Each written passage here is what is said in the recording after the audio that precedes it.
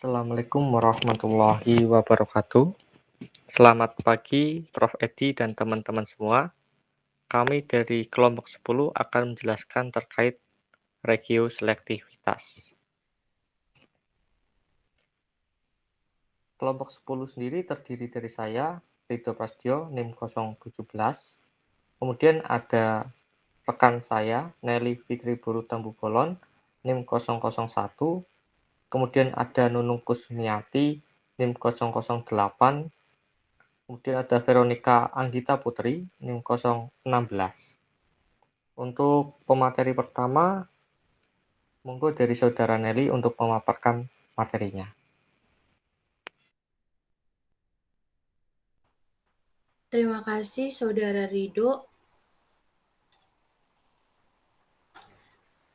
Nah, jadi pada bab ini kita akan membahas mengenai regioselektivitas. Nah, jadi di mana regioselektivitas itu adalah pembentukan satu isomer konstitusional sebagai produk utama di mana dua atau lebih isomer konstitusional dapat diperoleh. Nah, jadi sekarang kita juga harus menghadapi masalah yang lebih halus dan menuntut regioselektivitas. Bagaimana bereaksi satu bagian tertentu dari satu dan tidak ada yang lain. Nah, jadi yang pertama itu adalah pengaplikasian reaksi alkilasi pada regioselektivitas, yaitu O-alkilasi. Nah, jadi di mana ion fenolat bereaksi dengan zat alkilasi pada oksigen, tetapi ion enolat biasanya bereaksi pada karbon. Nah, jadi pada gambar tersebut, yaitu contoh senyawanya adalah fenol, di mana fenol akan direaksikan dengan basa, akan menghasilkan senyawa fenolat. Nah, lalu fenolat akan direaksikan kembali dengan metil iodida yang akan menghasilkan produk akhir yaitu benzena. Selanjutnya,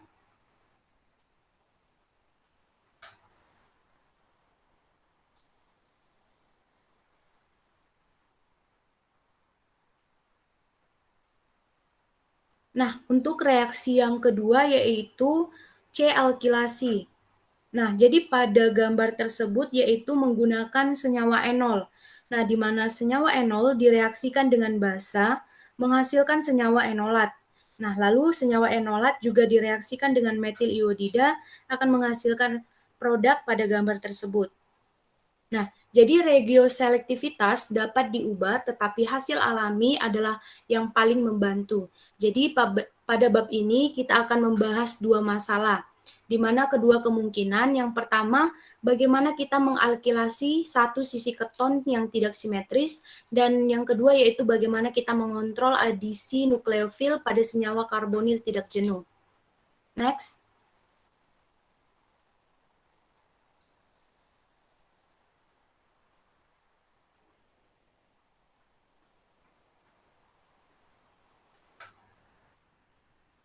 Nah, untuk selanjutnya yaitu alkilasi regioselektivitas keton.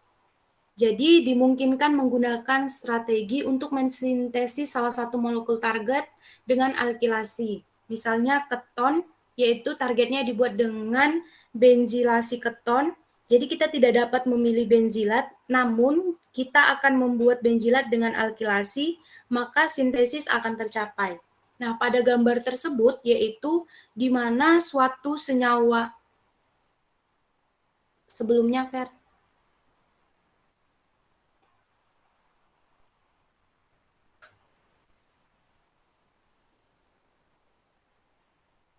Nah, jadi pada gambar tersebut yaitu di mana suatu senyawa keton didiskoneksi terlebih dahulu pada gugus pH. Nah, kemudian direaksikan dengan diskoneksi 1,2 cc akan membentuk 2 heksanon dan hasil dari diskoneksi tersebut yaitu pH dan X. Nah, untuk selanjutnya didiskoneksi kembali lagi dengan 1,2 cc dan akan membentuk aseton dengan hasil dari diskoneksinya yaitu X. Untuk selanjutnya,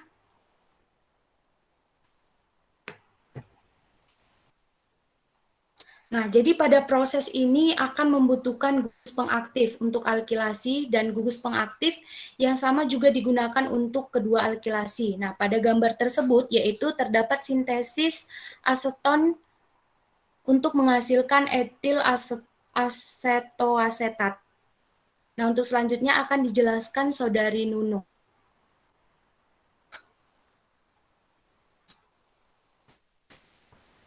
Ya, baik. Terima kasih, Nelly.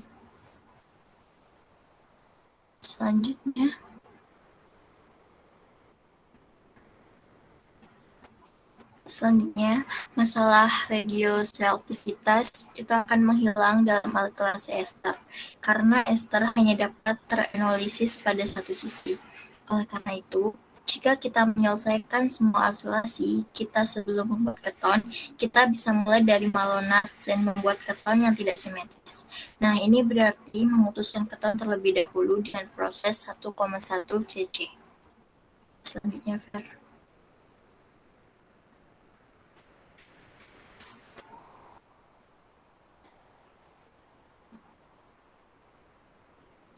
Selanjutnya, regioselektivitas dalam reaksi Michael. Masalah penambahan langsung 1,2 versus Michael 1,4 konjugat pada senyawa karbonil tak jenuh alfa beta dapat diselesaikan tanpa menemukan strategi lain.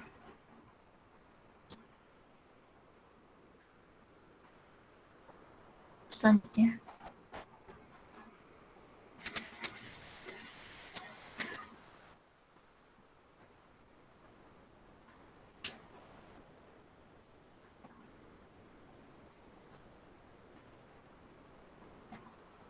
nah, ada prinsip-prinsip mekanistik. Yang pertama itu, produk Michael adalah produk termodinamika karena ikatan CO yang lebih stabil dipertahankan dan ikatan C rangkap C yang lebih lemah dihancurkan. Yang kedua, penjumlahan langsung lebih mudah daripada penambahan Michael. Pada nukleofil Te yang lebih stabil atau adisi yang lebih reversibel, semakin disukai oleh adisi Michael. Untuk yang ketiga, secara kinetik, TEC rangkap 2O adalah situs yang lebih keras dan atom karbon beta lebih lunak. Oleh karena itu, nukleofil basa kuat cenderung menyerang secara langsung, sedangkan nukleofil basa lemah cenderung menyerang dengan cara Michael. Next.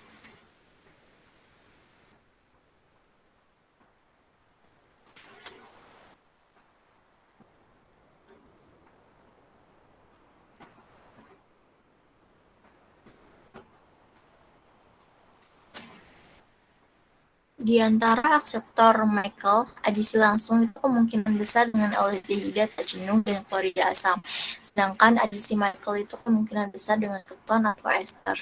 Maka reagen Grignard langsung menjadi aldehid dan Michael menjadi ester. Dapat dilihat pada gambar tersebut. Yang nomor 10 itu reagen Grignard yang langsung menjadi aldehid dan yang nomor 11 itu Michael menjadi ester. Selanjutnya akan dijelaskan oleh rekan saya, Veronica. Padanya dipersilakan.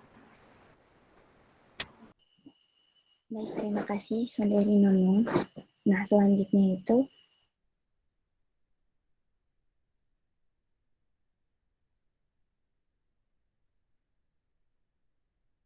hibrida lebih cenderung menambahkan langsung R-MgBr, amina netral, RS-min, dan karbonion stabil yang lebih cenderung untuk menambahkan mode Michael.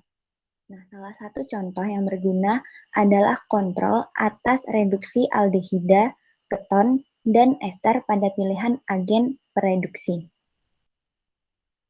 Nah, hidrogenasi itu bukan merupakan reaksi ionik. Ia memiliki ikatan yang lebih lemah dan selalu merupakan ikatan C rangkap 2. Dan hasil alternatif mudah dicapai dengan LiAlH4 atau untuk aldehida dan keton NaBH4. Sehingga pada ester seperti pada gambar nomor 12 di bawah ini dapat menghasilkan ester jenuh seperti yang terlihat pada gambar nomor 13 atau alilik alkohol seperti pada gambar nomor 14 tergantung pada reagen yang digunakan.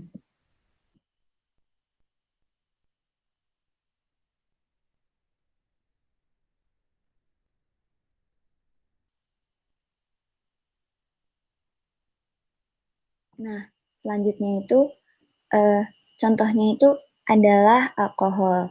Dapat dilihat seperti gambar di bawah ini, nomor 15, yang bensil eternya diperlukan untuk reaksi Diels-Alder. Dan reduksi ester seperti pada gambar nomor 16 itu harus regioselektif dalam mendukung reduksi karbonil jika LiAlH4 digunakan.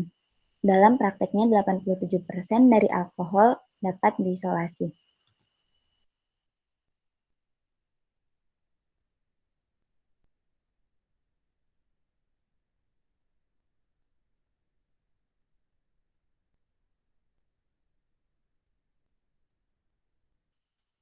Nah, selanjutnya ada satu metode yang dapat diandalkan untuk membuat reagen Grignard atau organolithium dengan penambahan 1,4, yaitu dengan menukar logam Mg atau Li dengan Cu. Nah, mekanisme yang tepatnya itu tidak diketahui, tetapi hampir pasti melibatkan transfer satu elektron. Dan ini merupakan pengaruh katalis yang dijelaskan pada bab 13. Nah, seseorang yang dapat menggunakan reagen Grignard dengan adanya garam Cu atau organokuprat R2CuLi yang dibuat dari RLi dan garam Cu.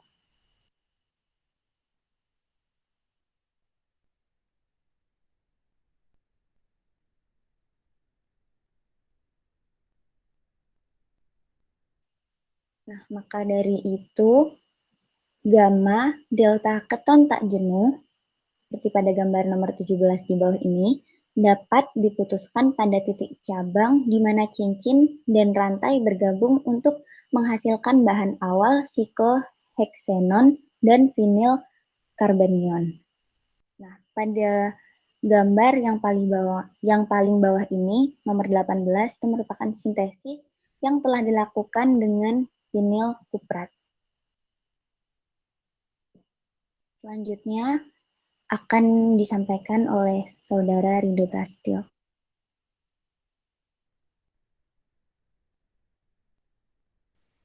Terima kasih. Selanjutnya akan dijelaskan terkait perbedaan selektivitas.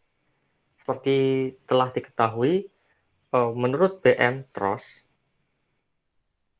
yang mencetuskan seperangkat kriteria yang proses kimianya dapat dievaluasi. Kemudian muncul masalah-masalah selektivitas yang dapat dikategorikan menjadi kemoselektivitas, regioselektivitas, dan stereoselektivitas yang meliputi diastereoselektivitas dan enantioselektivitas. Yang pertama yang dibahas adalah kemoselektivitas. Kemoselektivitas adalah diferensiasi antara berbagai gugus fungsional dalam polifungsional molekul dengan reaktivitas preferensial satu kelompok fungsional atas yang lain. Sebagai contoh, di dalam materi ini yaitu pengurangan kemoselektivitas dari kelompok aldehid dengan natrium borohidrida atau NaBH4 dalam metanol yang dilakukan pada suhu rendah akan memberikan produk pada gambar 1.18. Namun dengan adanya CCl3 atau seri klorida, kelompok keto berkurang dengan NaBH4 untuk memberikan produk 1.19.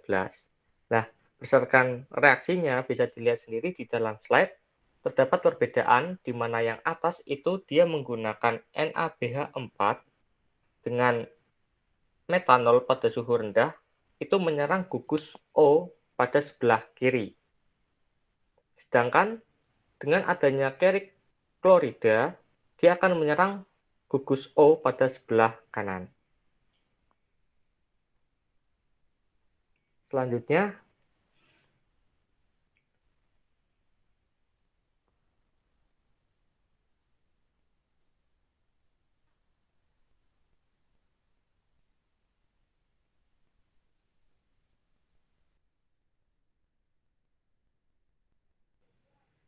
yaitu dijelaskan tentang stereoselektivitas.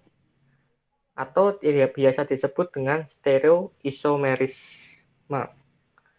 Stereoisomerisme adalah susunan atom dalam molekul yang konektivitas tetap sama, tetapi pengaturan mereka dalam ruang berbeda di setiap isomer. Atau dalam hal ini, atom dihubungkan dalam urutan yang sama. Dua jenis utama stereoisomerisme adalah cis-trans atau ZA isomerisme dan isomerisme optik. Sebagai contoh di sini yaitu terkait cis-trans atau ZA isomerisme dari 1,2 dibromoetena, di mana cis dan trans 1,2 dibromoetena memiliki isomer tidak dapat mudah di-interconverted karena terdapat pembatasan ikatan rangkap karbon-karbon. Keduanya memiliki molekul rumus yang sama, yaitu C2H2Br2. Tetapi susunan atom mereka dalam ruang berbeda. Cis dan trans 1,2 dibromoetena tidak bayangan cermin satu sama lain. Dengan demikian, mereka tidak enantiomer dan diastereomer.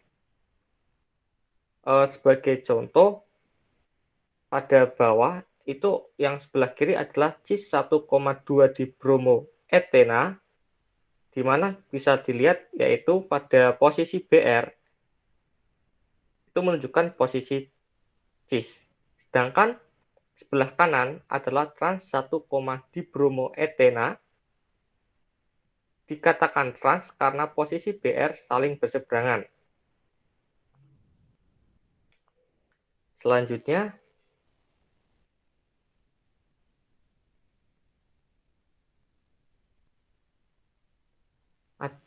yaitu regioselektivitas. Regioselektivitas atau biasa disebut dengan kontrol orientasional adalah pembentukan satu isomer konstitusional sebagai produk utama, di mana dua atau lebih isomer konstitusional dapat diperoleh. Sebagai contoh di sini yaitu reaksi dengan penambahan HBr hidrogen bromide untuk 1 metil sikloheksen yang digambarkan dengan 1.29 yang memberikan produk 1 bromo 1 metil sikloheksen atau 1.30 sebagai produk utama dan 1 bromo 2 metil sikloheksen yang digambarkan 1.31 sebagai produk minor. Nah, berdasarkan kesimpulan yang bisa diambil, perbedaan selektivitas antara stereo, regio, dan kemo secara garis besar untuk stereo selektivitas berdasarkan kiral. Kemudian untuk regio selektivitas itu berdasarkan posisi dan kemo selektivitas itu berdasarkan kelompok fungsional tertentu. Terima kasih. Demikian presentasi dari kelompok 10. Apabila ada salah kata dari kami mohon maaf, dan bagi teman-teman yang ingin bertanya, dipersilakan bertanya di forum Google Meet ataupun di forum yang telah disediakan di Elena. Kurang lebihnya, wabillahi taufik wal hidayah. Wassalamualaikum warahmatullahi wabarakatuh.